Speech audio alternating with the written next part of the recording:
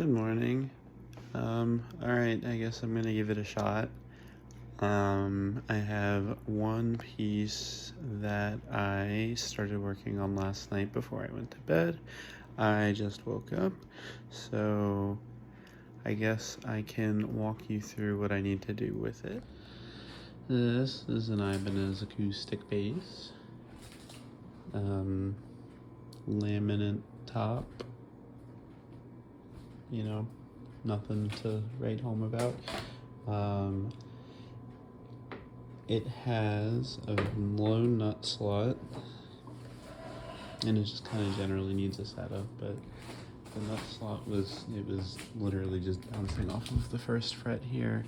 So what I did was I dropped some medium viscosity super glue into the slot here, and now we are going to file it out. Okay, the next thing is we get all the strings on at relative full tension.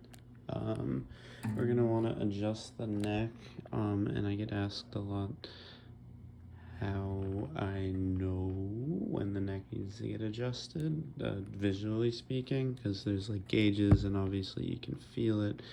I don't know how much justice my camera's gonna do it. Also, sorry for my feet just hanging out. This is how we're rocking today. But you can tell kind of towards the middle here, and you want to look at the edge. If it's back bowed or curved the other way, you'll kind of be able to see it. But as you can see here, there's a pretty considerable back bow.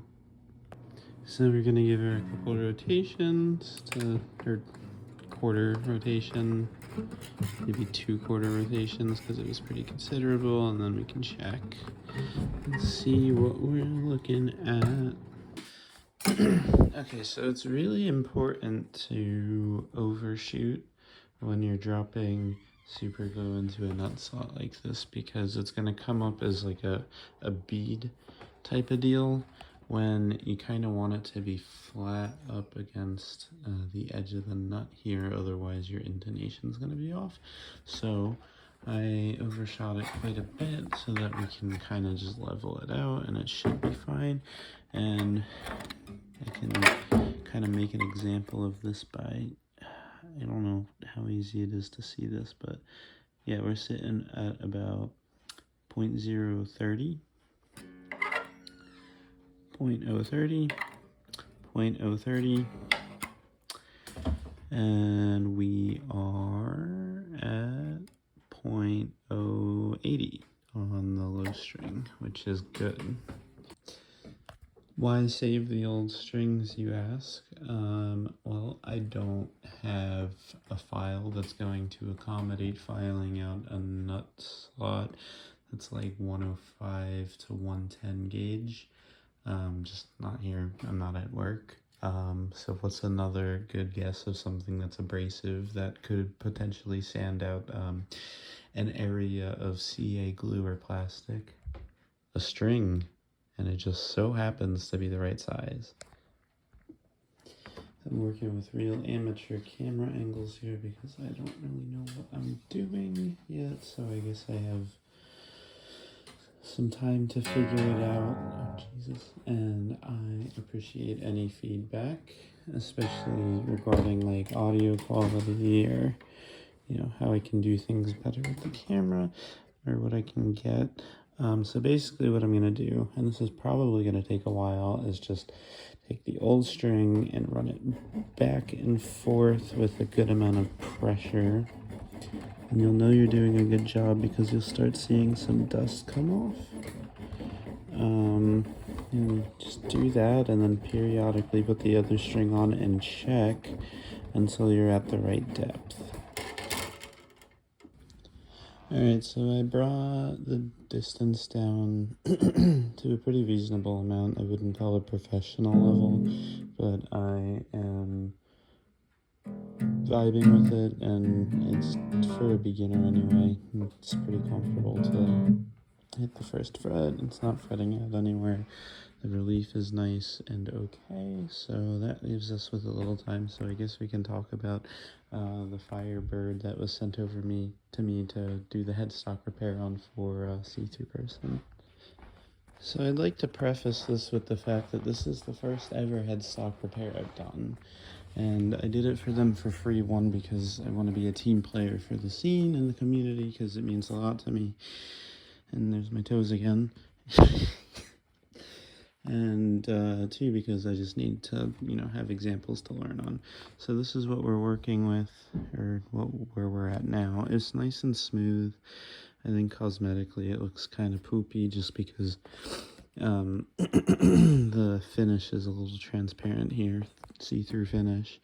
And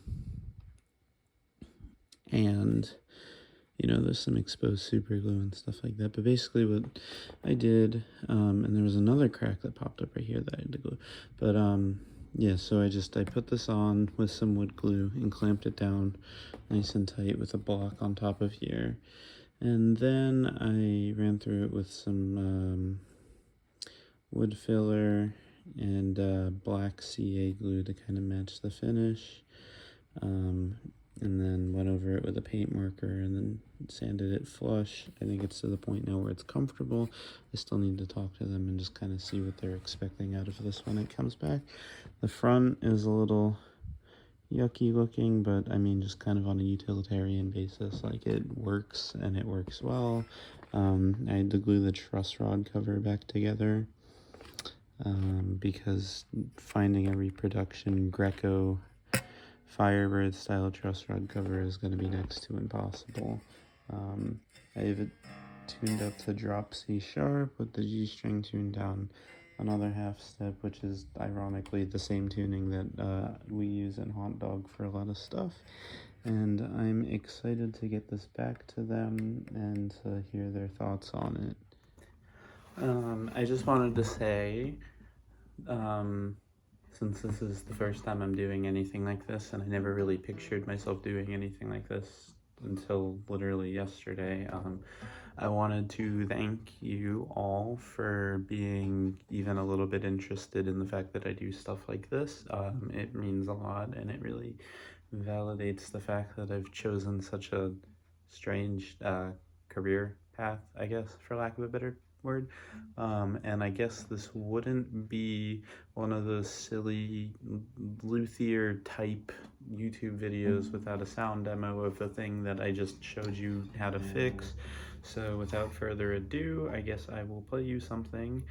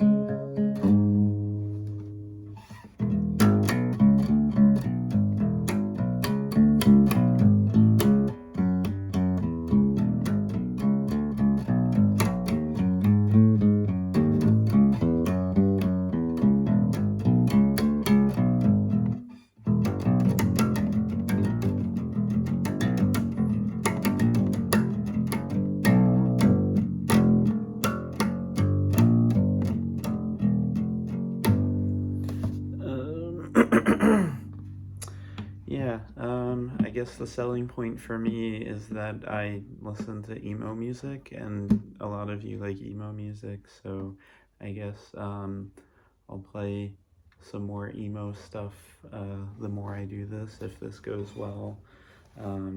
Also, whoever counts the amount of times my feet showed up in this video, I'll give you a tape or a shirt or something like that. Just like hit me up about it. I don't know. Comment on the Twitter post I'll probably make about it or something along those lines. Anyway, thank you guys so much.